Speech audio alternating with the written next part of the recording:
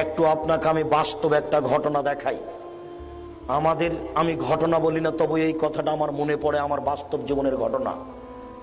আমি চাঁপাইনবাবগঞ্জ নাচল মাদ্রাসার ছাত্র। 1976 সালে পড়া আমার শুরু। 82 সাল পর্যন্ত ওখানে পড়েছি। 76 সাল থেকে 82 সাল পর্যন্ত মাওলানা শীষ মোহাম্মদ এবং মাওলানা আতাউল্লাহর দুজনের খাবার নিয়ে গেছি দুপুরে। একদিন আমি সন্ধ্যায় কেন আছি মাদ্রাসায়, মাদ্রাসার মুখের উপরে ট্রেন স্টেশন। 3-4টা মেয়ে ট্রেন থেকে নেমেছে, নগ্ন পোশাকের মেয়ে। টিপ টিপ টিপ টিপ করে বৃষ্টি হচ্ছে, ওদের গায়ে কাপড় লেগে গেছে।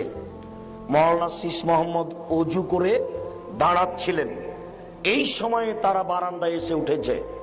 তিনি বারান্দায় অজু করছিলেন, আমি পাশে দাঁড়িয়েছিলাম।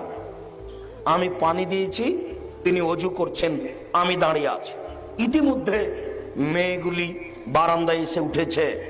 এমনি তো নগ্ন পোশাকের মেয়ে, তার উপরন্ত ভিজা কাপড়ে গায়ে কাপড় লেগে গেছে। তিনি উঠতেই তার চোখে পড়েছে। তখন তিনি এইভাবে ঘুরে বলছেন, আহারে ইমান আমান খেয়ে ফেলে দিল।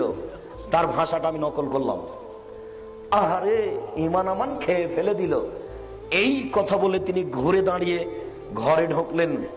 ইনি মারা যাওয়ার পরে তার কবরটা বন্যায় ডুবে গেছিল। 6 মাস পরে লাশটা পানির উপরে ভেসে উঠেছিল। একবারে মনে হচ্ছে যে টাটকা তাজা মানুষ। পানি শেষ হয়ে গেলে ছেলেরা আবার সরাসরি লাশটা কবরে গিয়েই পড়ে, ছেলেরা আবার মাটি দিয়ে চাপা দিয়ে দেয়। আমি আপনাকে আমার জীবনের একটা বাস্তব ঘটনা নকল করলাম। আমি স্টিল দাঁড়িয়ে আছি, এটা আমার চোখের সামনের ঘটনা নকল করছি।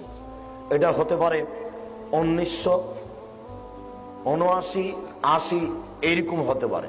1980 সালের দিকে এই ঘটনা হতে পারে আমার চোখের সামনে।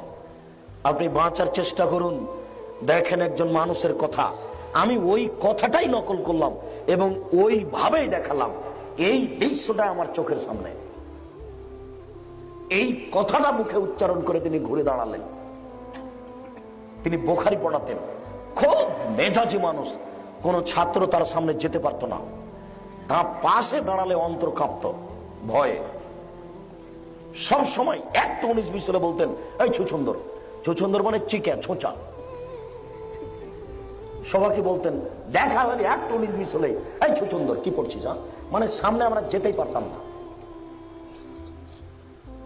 শিক্ষকেরা আমার ছাত্র জীবন থেকে ওইরকমই। শিক্ষক আমার প্রতি অন্ধ।